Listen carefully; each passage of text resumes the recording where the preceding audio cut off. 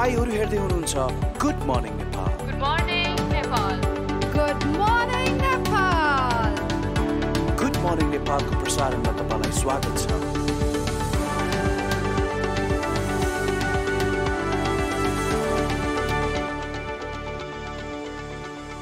नमस्कार, good morning, शुभ प्रभात। कान्तिपुर टेलिभिजनको बिहानी प्रस्तुति कार्यक्रम गुड मर्निङ नेपालमा यहाँहरूलाई हार्दिक स्वागत गर्दछु। म नवराज पाण्डे। दर्शकहरू, हरेक दिन जस्तै आज पनि हामी तपाईहरुलाई अलिकति असहज परिस्थिति भए तापनि अलिकति त्यसलाई सकारात्मक प्रेरित गर्नका लागि विभिन्न सामग्रीहरू, विभिन्न विषयवस्तुहरू लिएर आइसकेका छौँ। आज काठमाडौँ उपत्यका सहित मुलुकका विभिन्न स्थानमा हल्का वर्षात भइरहेको छ।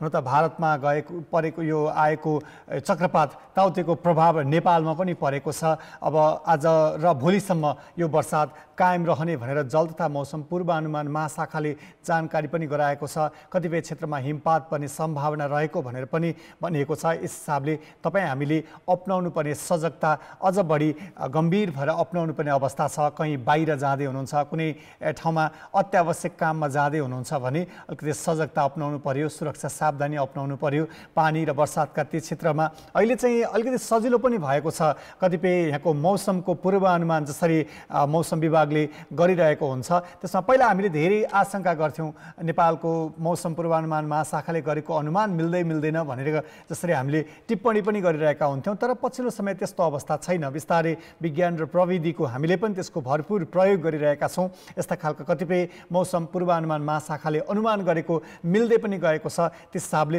अलिकति हामीलाई हाम्रो दैनिक जनजीवन सहज रूपमा अगाडि बढाउनका लागि पूर्व यस्ता खालका सूचनाहरू भयो भने पक्कै सजिलो पनि हुन्छ। एकातिर मौसमको यो वर्षातको सम्भावना, अर्कोतिर जसरी वर्षात भइरहेको मात्रै छैन, कोरोनाको सङ्क्रमण पनि बढिरहेको छ। कोभिडका कारण धेरै मानिसहरू जसरी प्रभावित बनिरहनु भएको छ, जसरी सङ्क्रमणको दर, परिवारका कतिपय सदस्यहरू, आफन्तहरू, आफ्ना निकट रहेका केही व्यक्तिहरू सङ्क्रमित भइरहेको अवस्थामा तपाईँ हामी सबै नै थप गम्भीर बन्नुपर्ने अवस्था छ, थप सजगता अपनाउनु पर्ने अवस्था छ। कोरोनालाई हेलचक्राइ गर्ने अवस्था छँदै छैन।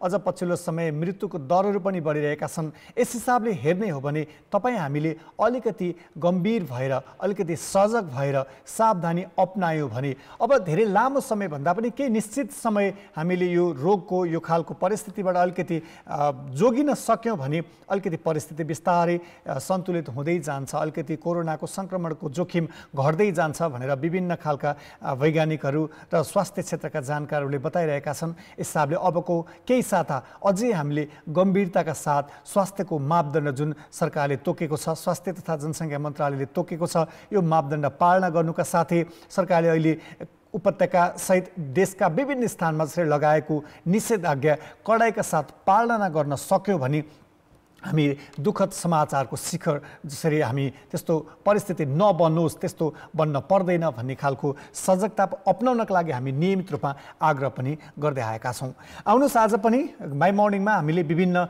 आकर्षक सुन्दर तस्बिरहरू लिएर आएका छौँ। तपाईँलाई तस्बिरकै माध्यमबाट भए पनि देशका विभिन्न स्थानहरू देखाउने प्रयत्न हामीले गरिरहेका छौँ। आज सुरुवातमा एउटा तस्बिर हामीले लिएका छौँ। यो चाहिँ जुम्लाको तस्बिर हो। भूमेश काफ्लेजीले आफ्नो सामाजिक सञ्जालमा पोस्ट गर्नुभएको जुम्लाको सुन्दर तस्बिर हामी यहाँ सुरुवातमा राख्न चाहन्छौँ। जुम्ला भन्नुबित्तिकै कर्णालीको एउटा त्यस्तो जिल्ला जुन जिल्ला हामीले विकास र पूर्वाधारले अलिकति पछाडि परिएको जिल्ला भनेर व्याख्या गर्ने गर्थ्यौँ। तर त्यो काठमाडौँको आँखा हो। जुम्ला साँच्चै एउटा खालको अहिले समुन्नत जुम्ला बन्दैछ। त्यहाँको विकासका पूर्वाधार मात्रै होइन, त्यहाँको जनजीवन पनि अलिकति एउटा स्तरीय जनजीवनको सुरुवात भइसकेको छ। अझ अहिलेको कोभिडको सङ्क्रमण हेर्ने भने अन्य क्षेत्रको तुलनामा जुम्लामा कम सङ्क्रमित सङ्ख्या देखिएको छ। अरू विकासका पूर्वाधार, स्वास्थ्य, शिक्षा जस्ता आधारभूत कुराहरू पनि विकास जसरी माथि जुम्ला लम्किरहेको छ। यसपछि अर्को तस्बिर पनि हामीले लिएर आएका छौँ। अर्को तस्बिर अलिकति यो प्राकृतिक सौन्दर्यता देखाउने तस्बिर छ। यो अत्रि अविरल भन्ने ट्विटर ह्यान्डलबाट लिएका छौँ हामीले यो तस्बिर। उहाँले तस्बिरसँग लेख्नु भएको छ, यो चाहिँ हाम्रो गाउँ चन्दनपुर सङ्खुवा सभा भनेर उहाँले आफ्नो ट्विटर ह्यान्डलमा पोस्ट गर्नुभएको थियो। यो निकै सुन्दर आकर्षक तस्बिर लागेर उहाँको पोस्टबाट हामीले निकालेर यहाँ देखाएका छौँ। यो तस्बिर पनि पहाडी परिवेश, त्यहाँ बस्तीहरूको एउटा संरचना, एउटा खालको यति लोभलाग्दो परिवेश छ यो तस्बिरमा। सेवा मनी ट्रान्सफरको साथमा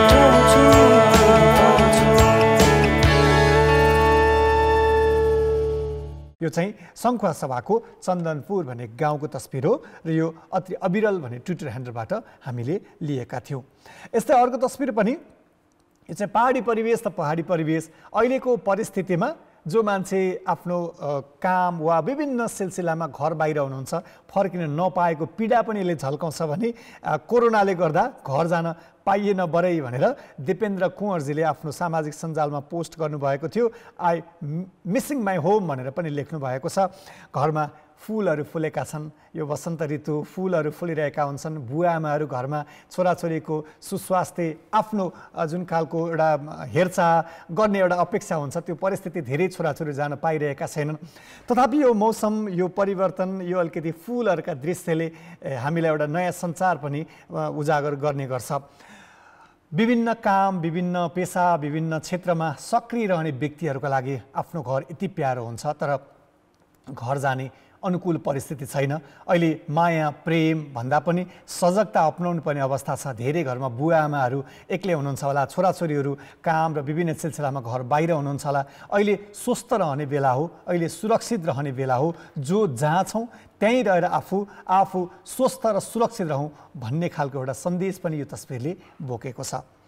अर्को तस्बिर पनि हामीले लिएका छौँ। यो चन्द्रमणि अधिकारी जो अर्थविद पनि हुनुहुन्छ, उहाँले अलिकति आलङ्कारिक तस्बिर पनि छ। यो साङ्केतिक हिसाबले उहाँले यो तस्बिरहरू पोस्ट गर्नुभएको छ। विभिन्न सामाजिक सञ्जालमा उपलब्ध भएका तस्बिरहरूलाई एकीकृत गरेर उहाँले यो पोस्ट गर्नुभएको छ र लेख्नु पनि भएको छ। यो मेरो देशमा अनुपम सुन्दर र रमणीय गाउँठाउँ हुन्। यसलाई राम्ररी नचिन्दा यो माटोको बास्ना र यसको कम्पनबाट निस्कन सक्ने सङ्गीत बुझ्न नसक्दा लाखौँ मानिसहरू विदेशमा छन्, थातथलो छोडेका छन्।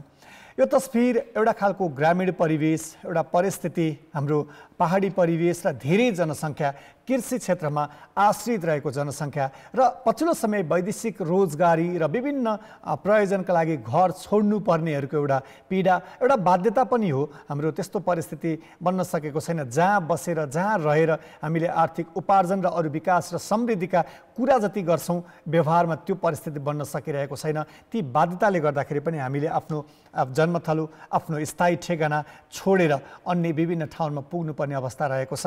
उहाँले यही कुरालाई इङ्गित गर्दै सामाजिक सञ्जालमा उपलब्ध भएका विभिन्न तस्बिरहरूलाई जोडेर एउटा भावनात्मक स्टाटस पनि लेख्नु भएको छ र केही तस्बिरहरू पनि देखाउनु भएको छ।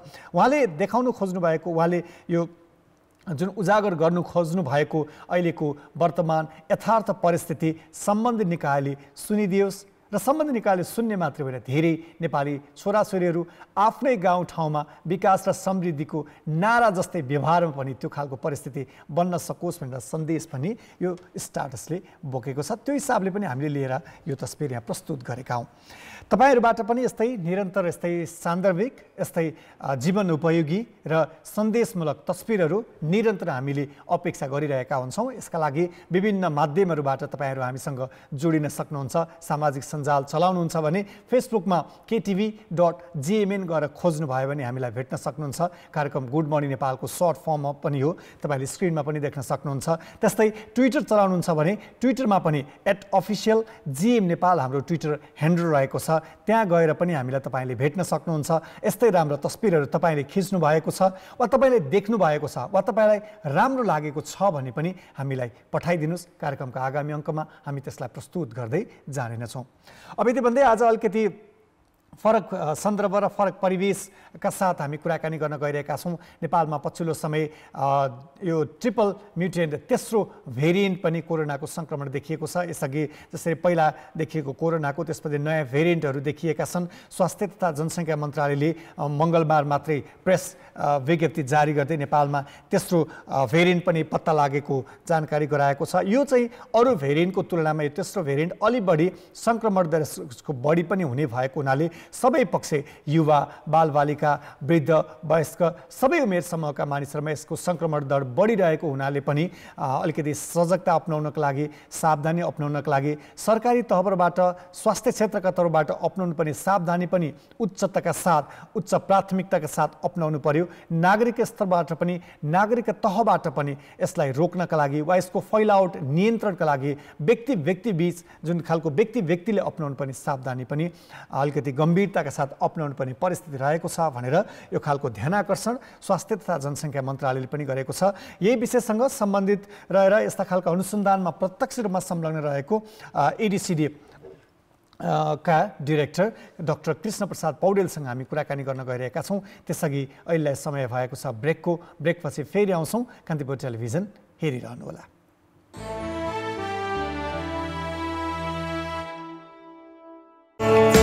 सेवा मनी ट्रान्सफरको साथमा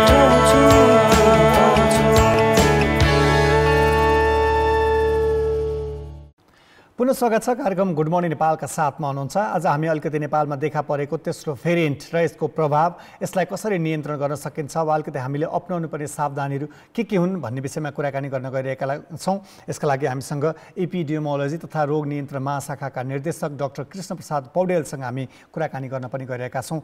डाक्टर साहबसँग यो पछिल्लो समयमा उहाँहरूले जुन खालको अध्ययन अनुसन्धान गरेर यो तेस्रो भेरिएन्ट पत्ता लगाउनु भएको छ, यसको फैलाउटको दर र यसबाट हामीले कसरी सुरक्षित रहन सक्छौँ भन्ने विषयमा कुराकानी गर्दैछौँ। डाक्टर साहब, यहाँलाई स्वागत छ। Good morning. धन्यवाद, नमस्कार, गुड मर्निङ, शुभ प्रभात। आराम हुनुहुन्छ? कसरी सुरक्षा सावधानीहरू अपनाउनु भएको छ? तपाईँहरूले अपनाउनु भएको सुरक्षा सावधानी हामी धेरैका लागि मार्गनिर्देशक हुन्छ, त्यो भएर कस्ता सुरक्षा सावधानी तपाईँले अपनाएर स्वास्थ्य क्षेत्रमा सक्रिय हुनुहुन्छ? वास्तवमा यो हामी महामारीको एकदमै सङ्घारमा छौँ, एकदम अप्ठ्यारो बेलामा छौँ। अहिले हामी यहाँले भन्नुभएको जस्तै प्रत्येक व्यक्तिले जनस्वास्थ्यको मापदण्ड पालना, त्यसमा चाहिँ विशेष गरी घर बाहिर काम अत्यावश्यक काम नपरिकन ननिस्किने। अब जस्तो हामी स्वास्थ्य सेवामा भएको भएर हामी निस्कनै पर्यो, हामी घर बाहिर निस्किँदा अनिवार्य रूपमा मास्कको प्रयोग गर्छौँ। मास्क घरिघरि चलाउने, छुने, फेरि राख्ने गर्दैनौँ। त्यसपछि साथीभाइहरूसँग चाहिँ यो सामाजिक रूपमा खाजा खाने, चिया खानेहरू चाहिँ एकदमै कम गर्छौँ। अफिसहरूमा चिया खुवाउनेहरू पनि हामीले निरुत्साहन गर्छौँ, जहाँ चाहिँ सङ्क्रमण हुने जोखिम बढ्छ। यहाँले भन्नुभएको जस्तै हामीले नयाँ भेरिएन्ट चाहिँ जुन एकदमै सङ्क्रामक खालको छ, त्यो हिसाबले त्यो ठाउँमा जो चाहिँ होसियार हुनुपर्ने आवश्यकता छ। अर्को, साबुन पानीले मिची हात धुने अथवा सेनिटाइजरको फ्रिक्वेन्टली प्रयोगहरू गर्ने, पटक प्रयोग गर्ने र नजिक मेरो छेउमा रहेको अर्को व्यक्ति सङ्क्रमित हुन सक्छ है भन्ने हिसाबले सामाजिक दूरी कायम गर्ने। मेरो उता रहेको मेरै परिवारको सदस्य अथवा मेरो अफिसको अथवा कार्यालयको साथी सहकर्मी पनि सङ्क्रमित हुन सक्छ है, अथवा कसैसँग सम्पर्कमा आएको हुनसक्छ भन्ने हिसाबले सामाजिक दूरी कायम गर्ने हो। अहिले विशेष गरी निषेधाज्ञाको कारणले धेरै यस्ता गतिविधिहरू त कम भएको छ, तर हामीले अझै आशा गरे जति आवागमनमा कम नभएको हुनाले हामी अझै चिन्तित र अझै जिम्मेवार हुनुपर्ने अवस्थामा छौँ। डाक्टर साहब, जसरी नयाँ भेरिएन्टको यहाँहरूले पत्ता पनि लगाउनु भयो, विभिन्न अध्ययन अनुसन्धान र विभिन्न परीक्षणहरू यहाँहरूले गरिराख्नु भएको छ, तेस्रो भेरिएन्ट पत्ता लगाउनका लागि यहाँहरूले अपनाउनु भएको विधिहरू के थिए त्यो पनि अलिकति भनिदिनुहोस् न। वास्तवमा हामी सबैलाई विशेष गरी हामीले योजनाहरू गर्नलाई अथवा हाम्रो देशमा कस्तो रहला सङ्क्रमणको स्थिति भन्ने हिसाबले चाहिँ हामीले समयमा यो सिक्वेन्सिङ गरिरहेका छौँ। योभन्दा 1 महिना अगाडि हाम्रोबाट गएको 10वटा चाहिँ एसजी नेगेटिभमा 9वटा नै बेलायतमा पत्ता लागेको, सुरुमा पत्ता लागेको B.1.1.7 वाला भेरिएन्ट पत्ता लागिसकेको थियो र त्यतिखेर नै त्यस बेलामा भारतमा सुरुमा पत्ता लागेको B.1.617 भेरिएन्ट पत्ता लागेको थियो। त्यसै गरी पुस महिनामा हामीले बेलायती भेरिएन्ट जुन B.1.7 धेरै भएको भेटेका थियौँ।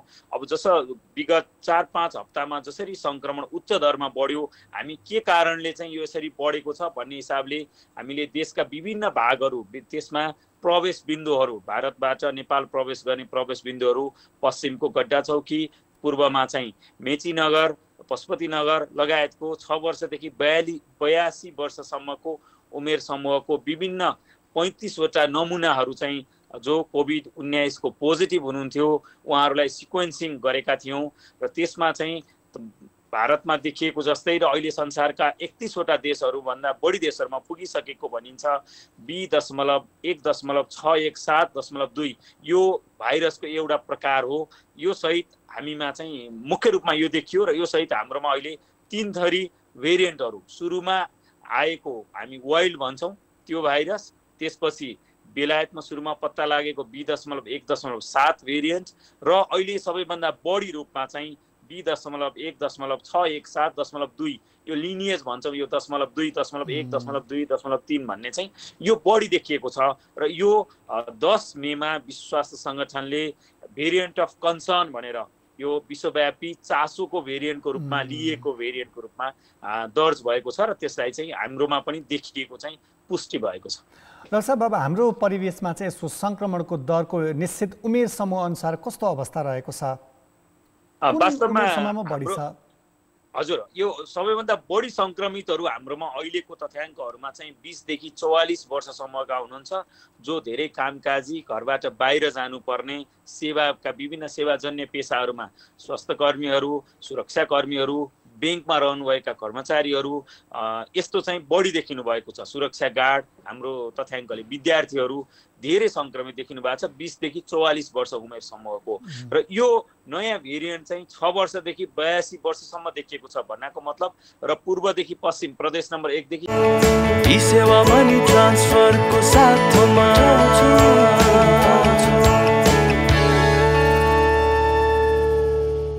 7 सम्म देखिएको छ भन्नाको मतलब देशैभरि अहिले फैलिनेमा मुख्य हिस्सा यसको छ भन्ने चाहिँ हामी बुझ्न सक्छौँ। डाक्टर साहब, यहाँको चासोको विषय चाहिँ कस्तो रहेको छ भने जस्तै एउटा युवा पुस्ता वा अलिकति त्यो वर्ग बाहेक जस्तै कतिपय वृद्धहरू र बालबालिकाहरूमा यसले पार्ने प्रभाव, यसले देखाएका असरहरू के कस्ता छन् त्यो पनि अलिकति भनिदिनुहोस् न। वास्तवमा अघिल्लो पटकको लहरमा मैले यो जोड्नै पर्छ। अघिल्लो पटकको लहरमा हाम्रोमा युवा अवस्थामा सङ्क्रमितहरू धेरै भए पनि जटिलताहरू एकदमै कम भएको थियो। विशेष गरी 55 वर्षभन्दा तल मृत्युदर पनि कम थियो अघिल्लो पटकको लहरमा। यस पटकको लहरमा बालबालिका युवाहरू धेरै सङ्क्रमित मात्रै होइन, उहाँहरूमा जटिलताहरू पनि धेरै देखिएको छ। विशेष गरी युवा समूहमा पनि युवा उमेर 20 देखि 50 वर्षभित्र पनि मृत्युहरू तुलनात्मक रूपमा अघिल्लो पटकभन्दा बढी देखिएको छ।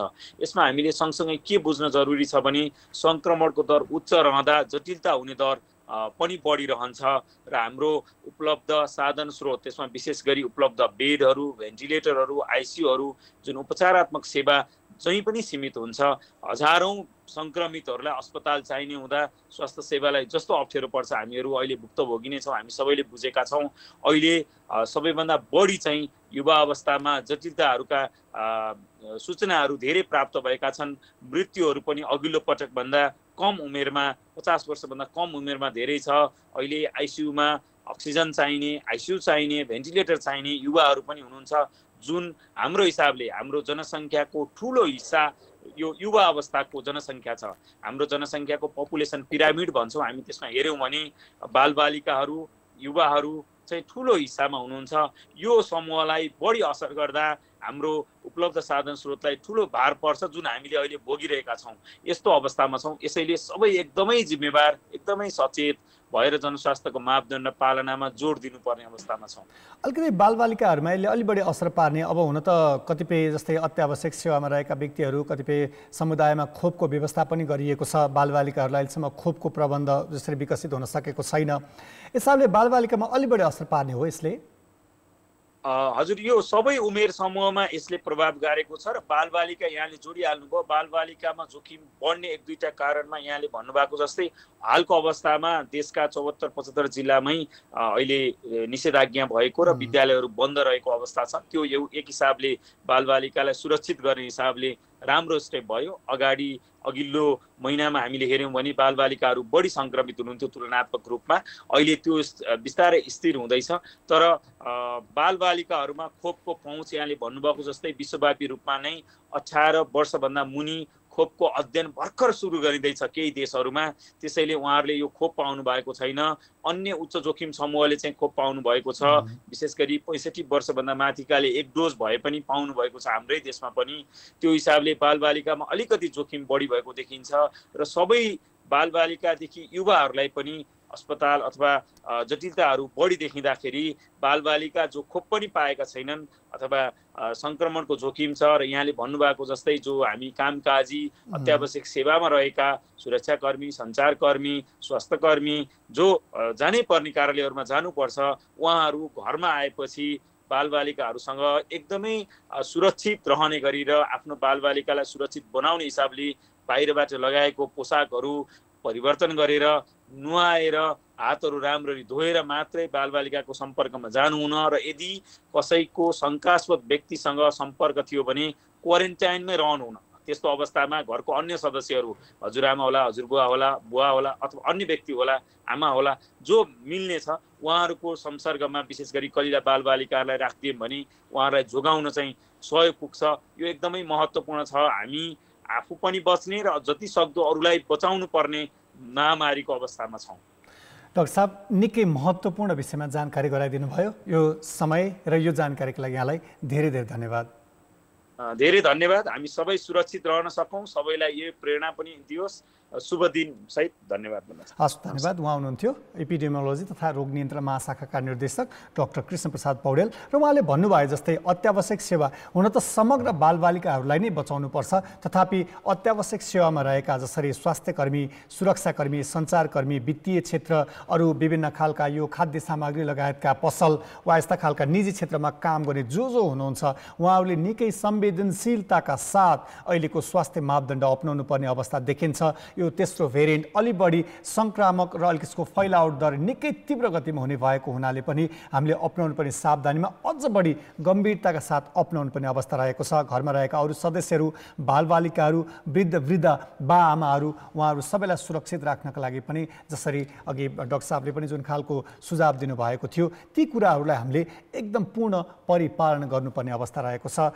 यी भन्दै आजका लागि हाम्रो निर्धारित समय सकिसकेको छ। भोलि फेरि यस्तै नयाँ विषय र प्रसङ्गका साथ आउने नै छौँ। यसपछि हाम्रो अङ्ग्रेजी समाचार बुलेटिन कान्तिपुर न्युज रहनेछ। सहकर्मी सहारा सप्सनामा अङ्ग्रेजी समाचार लिएर आउँदै हुनुहुन्छ। कान्तिपुर टेलिभिजन हेरिरहनुहोला। यहाँको दिन शुभ रहोस्। नमस्ते।